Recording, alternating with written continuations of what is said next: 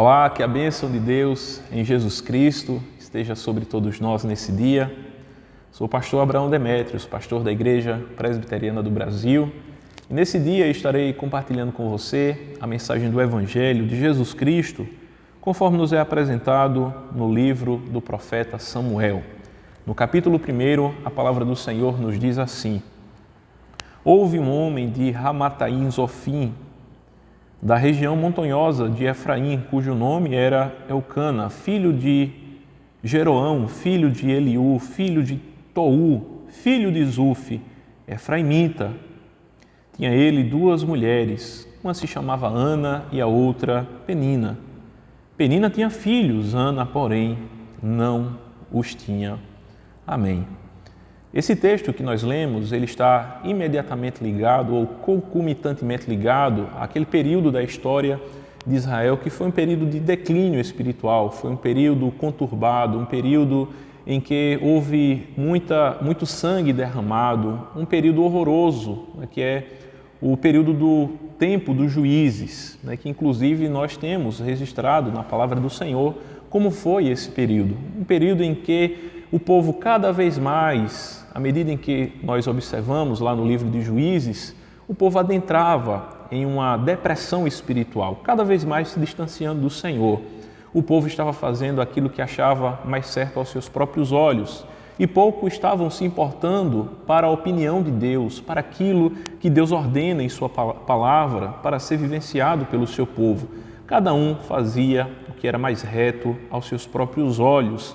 Era esse o contexto e o que levou a muito sofrimento, e o que levou a muito derramamento de sangue, e o que levou a muito sofrimento. E aqui esse texto que nós lemos, que menciona uma mulher de fé chamada Ana, ela estava nesse contexto. O contexto que a cercava era um contexto conturbado, era um contexto de crise social, era um contexto de crise espiritual. Mas há também na vida de Ana, além dessa crise externa que a envolve no contexto cultural, uma crise estrutural na sua família, uma crise pessoal no que diz respeito à sua própria pessoa, em sua constituição particular. De cara, o que nós vemos no texto aqui é que o homem chamado Elcana, ele tinha não apenas uma mulher, como Deus ordena, que deixará homem, pai e mãe e se unirá à sua mulher. Mas este homem, aqui chamado Elcana, ele tinha 2 mulheres. E sempre que há em um contexto familiar a prática da poligamia, isso é de trazer sofrimento, isso é de trazer angústia, isso é de trazer sofrimento e graves problemas para aqueles que estão envolvidos nesse círculo de amores que são ali ligados de maneira não ordenada por Deus, porquanto Deus ordenou em um casamento, em sua instituição, o casamento como Deus o ordenou é a união entre um homem e uma mulher. O que passa disso é a invenção do homem, é outro tipo de casamento, mas não é o casamento de Deus. Queira as pessoas achem ruim ou não, esta é a verdade estabelecida de modo primordial. A princípio, antes de tudo, foi assim que Deus estabeleceu. Mas, infelizmente, algumas pessoas se encaminharam por veredas que não eram de acordo com a vontade do Senhor. E aqui está esse contexto, a qual Ana está inserida. Ela está nessa família em que o marido é casado não apenas com ela, mas também tem outra mulher chamada Penina. E, além disso, Ana não tinha filhos. E aí é a questão bem da condição pessoal e particular de Ana. Ana não tinha filhos. E naquele contexto isso era algo muito difícil para uma mulher ter que lidar com essa realidade. Porque havia uma perspectiva de que uma mulher que não estivesse gerando filhos, Deus estaria certamente ali não amando essa mulher, ou Deus não estaria abençoando essa mulher. E é o que nós vamos observar, que não se trata de nada disso. Deus, em sua providência, Ele faz com que a concepção ela aconteça na vida de uma pessoa e pode fazer com que ela não aconteça. Está tudo dentro dos propósitos de Deus. E não significa dizer que Deus ama mais ou ama menos. Deus simplesmente tem propósitos sobre os quais nós não compreendemos dentro daquilo que diz respeito à sua providência. E essa era a condição de Ana, um sofrimento na sociedade a qual ela se encontrava, em crise, uma família em crise e uma questão pessoal que lhe trazia uma crise emocional também. Ela não tinha filhos. Mas apesar de tudo isso, de todo esse contexto bagunçado a qual Ana se encontrava, ainda surgia assim um raio de esperança. Porquanto, apesar de ser essa família problemática, apesar de estarem inseridos em um contexto cultural e espiritual problemático, ainda assim essa família subia para adorar ao Senhor. E essa é uma palavra de incentivo para mim e para você, porque eu não sei de você, mas eu quero dizer que a minha família não é uma família perfeita. Ainda que eu não pratique a poligamia como na nossa família, não venhamos praticar a poligamia como acontecia aqui nesse caso, mas nós temos outros problemas.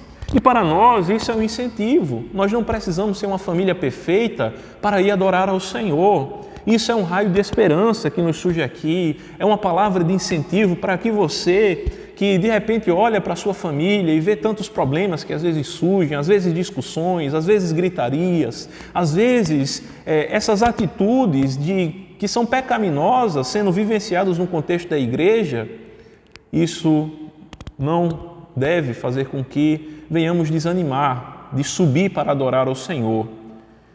O lugar da presença de Deus é onde os problemas da nossa família se resolvem, é na presença de Deus, é ouvindo a palavra de Deus, é estando em adoração ao Senhor. E é dito que esse homem problemático, esse homem que tinha 2 mulheres, ele subiu, no versículo 3, este homem subia da sua cidade de ano em ano para adorar e sacrificar ao Senhor dos exércitos em Siló. Siló é o lugar onde estava o templo do Senhor. E todos os anos esse homem subia. Veja, é uma palavra de incentivo para mim e para você. Nós somos pecadores. Eucana era um homem pecador. E eu e você também somos homens e pessoas pecadoras. Isso não nos deve frear, não nos deve impedir de irmos adorar o Senhor, porque ainda que em nós exista o pecado, mas acima de tudo existe a graça de Deus. Acima de tudo, existe o sacrifício de Cristo que foi realizado de uma vez por todas e que nos habilita a estar na presença de Deus. É claro que nós não devemos viver na prática do pecado deliberadamente, nós precisamos lutar contra o pecado, olhar para o pecado e buscar nos arrependermos dele, abandonar o pecado.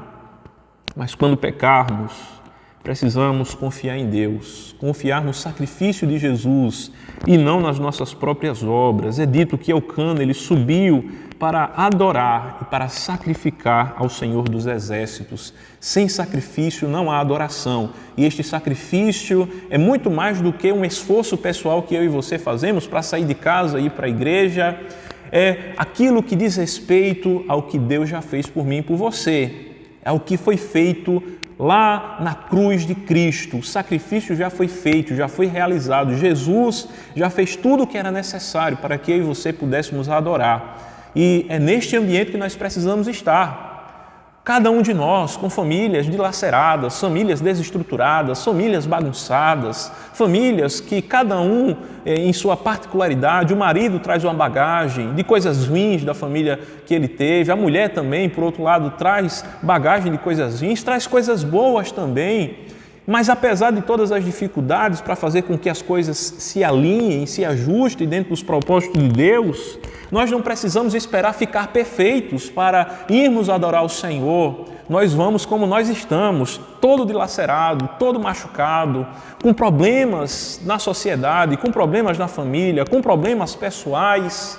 Nós vamos confiando no Senhor e é nesse lugar que Deus vai operar. É nesse lugar, no lugar da adoração, humilhando-se aos pés do Senhor, buscando a vontade de Deus, que as coisas vão ser transformadas, que nós poderemos nos encontrar dentro da vontade de Deus que é boa, perfeita e agradável, e a nossa vida vai ser corrigida, e nós estaremos alinhados com a vontade do Senhor. Essa é a vontade de Deus para mim e para a sua vida, em nome de Jesus. Então, que essa palavra fique guardada em nosso coração. Acompanhe os próximos vídeos, em nome de Jesus.